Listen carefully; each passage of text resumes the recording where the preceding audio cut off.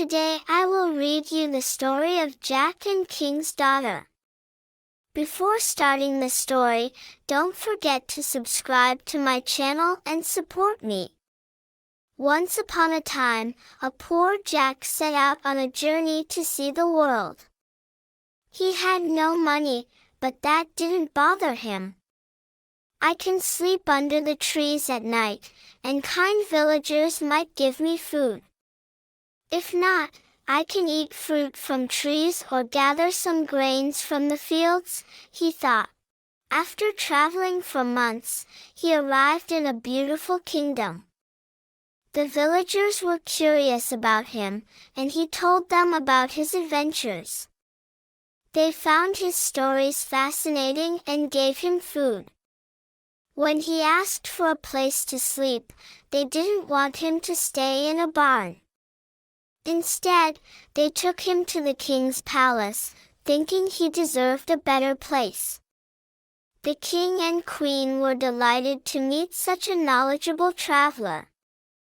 They loved talking to interesting people and invited him to a great feast.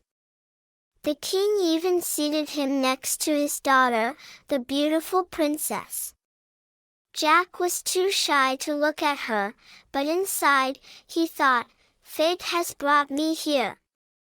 This princess should be my wife." The queen noticed how well the two young people looked together. She whispered to the king, "Perhaps he is a prince from a faraway land, here to marry our daughter." "Impossible," said the king. "Look at him. He's just a poor guy."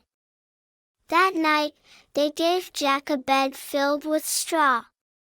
As he prepared to sleep, the food he had collected from the fields fell out of his pockets, scattering all over the floor. He spent the whole night picking them up.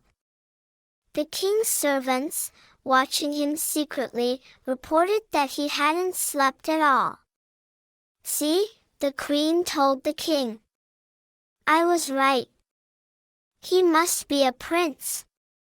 He couldn't sleep on a straw bed."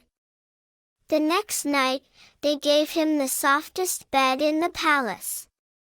After so many nights sleeping outside, Jack slept soundly. When the king and queen heard this, they were convinced he must be a real prince. At lunch, they told him, "Young prince, you may marry our daughter." Jack explained that he was not a prince at all, he didn't even have a home. But no one believed him. A grand wedding was held for 40 days and 40 nights. The king gave him half the kingdom, and he married the princess. Soon, they had children, and the whole land celebrated. It took the king and queen a long time to realize their son-in-law wasn't a prince. But by then, they loved him so much that they wouldn't trade him for any prince in the world. Thank you for listening.